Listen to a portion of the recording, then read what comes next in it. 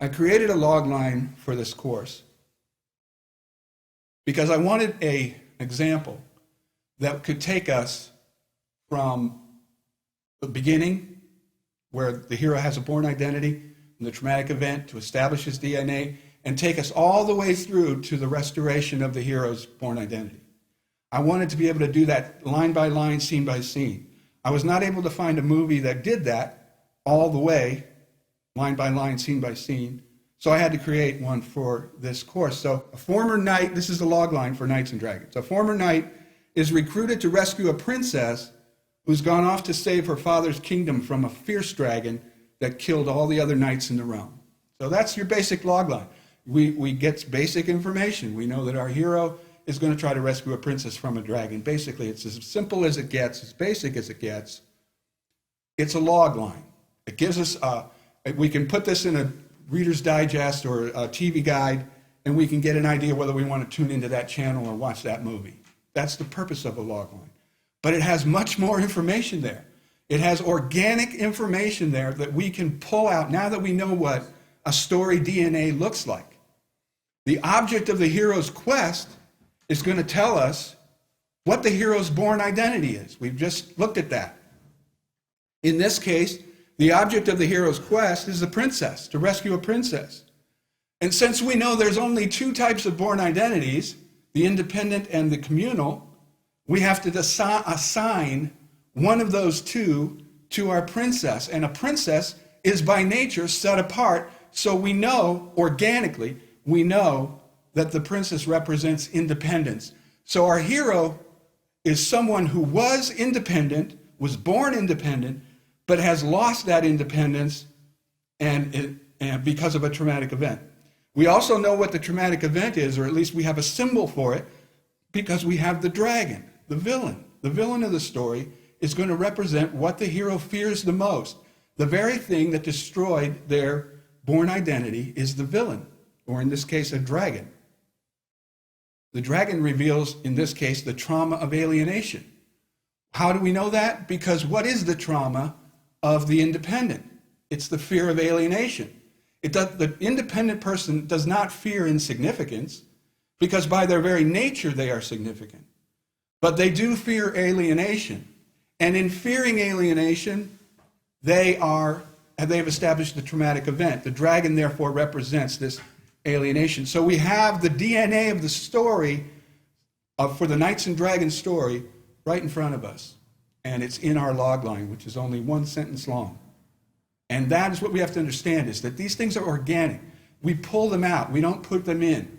We don't determine what our hero's born identity is. Our story does. We don't determine what his traumatic event is. Our story does. And that's key to understand. So now we can look at this, and having no more information than what I've just given you, we can surmise the backstory of this hero for this story. The hero was a knight, represents independence. He was a knight of the realm accused of cowardice, and he was exiled, alienated, by the king when a dragon claimed the life of the king's son, but left the prince alive. In other words, this knight was at one time, he was charged with protecting the king's son, the prince. And a dragon attacked and killed the prince, and the knight returned, and the king exiled him for failing, called him a coward, exiled him for failing to protect his son. That's our backstory. Now, is that the only possible backstory? No. We can use any backstory we want as long as it fits the organic elements of, we had a hero who was independent, and we have a villain or a traumatic event that represents alienation. We can create anything we want. This doesn't limit our creativity, it focuses it. And that's key that you understand that. Many paradigms, people don't want to have anything to do with any kind of a paradigm or structure because they believe it limits their creativity. It does not limit your creativity, it focuses your creativity. And in focusing it in this way, we are focusing it with a purpose, not just to focus it for the effect. We are focusing it for purpose. So this is an example of the information that we can pull from a simple log line to give us the story DNA for our entire story. Let's look at a log line for a movie, an older movie, Jaws. Big city policeman moves his family to Amity Island, where he's become the local sheriff, only to be confronted by a great white shark that arrives during the peak season to eat all the tourists. This movie is simple. We know this is a simple log line. We read that log line. We say, I want to see that movie. I want to see sharks eating people. That's the basic plot. That's what it's about. But that's only the plot. That is not the story. The story is what we pull out. We look at the elements and we find the DNA of our story. The object of Chief Brody's quest represents his born identity. So what is it that he's trying to, that his quest here is to protect? It is the tourists. He's about protecting the tourists, saving the tourists. What do the tourists represent? Do they represent independence or do they represent community? They represent community. It's very clear. It's very cut and dried. We can see what they represent. So now we know that Chief Brody's born identity is communal. He was born to be a family man, to be someone who draws his strength from relationships and belonging. That's who he was born to be. But we find the villain also in this. It's the shark, this tourist devouring shark. The shark represents the traumatic event. It's the villain of the story. It's the monster. So it represents the traumatic event that destroyed the born identity of Brody. And in this case, it represents the fear of insignificance. Because what is more insignificance than being food for another creature? And that's the idea. The shark represents the terror of being insignificant, the terror of being useless except to be as food for others. And so we know the backstory. We know the elements, I should say, of the DNA of the backstory. We don't know the backstory itself. We have to create that. We're not even given it in the movie. We don't know what the backstory is. So we have to create a backstory. But once we do, we have the DNA of the entire movie. In this case, the backstory that I came up with was that Brody was a policeman, which we do know that. We are given that in exposition later in the movie. That he was a policeman in a big city who was nearly killed during a convenience store robbery. That's what made him feel insignificant.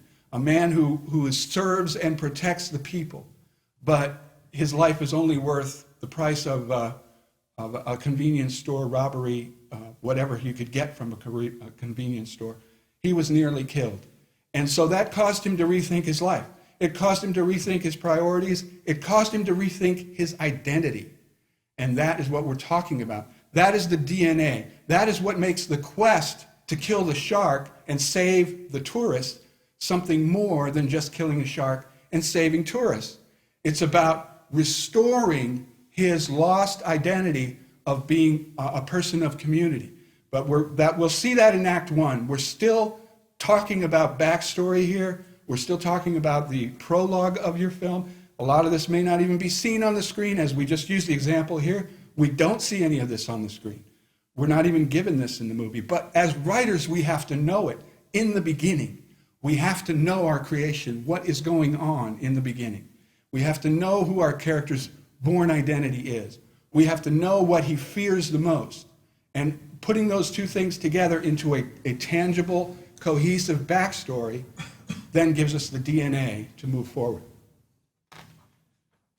We have the log line for Finding Nemo. A paranoid clownfish crosses a dangerous and unknown ocean to rescue his rebellious son Nemo, captured by a human diver. Again, we have a small log line, one sentence long. It gives us a sense of what the story is about. It gives us the plot, tells us what we're going to be seeing, tells us, is this something we want to spend $10 and go see? Is this a movie that my kids would like?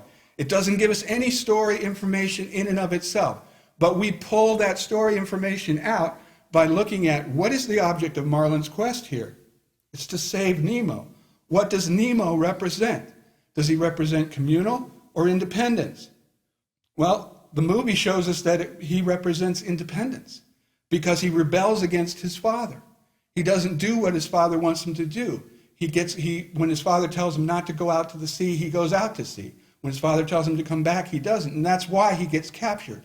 He is the epitome of independence. He represents to our hero and to the audience a symbol of independence. So we know that then that Marlin's, the clownfish, our hero in this story, that his born identity is independence. We know that. We also know what the villain is. The villain in this story is less defined, but it's basically the dangerous ocean. It's the unknown. It's the violence of the world, of his world, which is the ocean. And so again, we know this is a fear of alienation and death that is being represented in the backstory. Now here, we don't have to invent the backstory because Disney gives us the backstory. Pixar gives us the backstory, I should say. And they tell us, they show us exactly what happened before the movie begins in Act 1. And what they show us is that after leading his wife into an unknown area to make their home, she and Marlin's entire family are devoured by a giant barracuda, leaving him with just one surviving son, Nemo, to nurture and protect. The sequence shows us exactly what we would know anyway, that there had to be a backstory. There has to be a reason why Marlin is so paranoid. These things there are whys to them. Why is Marlin paranoid? And the only way we can understand the why of that is to go back into the backstory. And the only way we can have an accurate backstory is to pull it out of our premise, to pull it out organically from our logline. Okay, summary of what I just went over. Every story has a beginning, and we have to know what it is. The beginning is composed of two elements, the born identity and the traumatic event. They make up the story DNA. The DNA itself is resident in the logline or premise of your story. The object of the hero's quest represents the attempt to restore their repressed born identity. That's what the quest is really about, to bring back their born identity, to reestablish it in their life.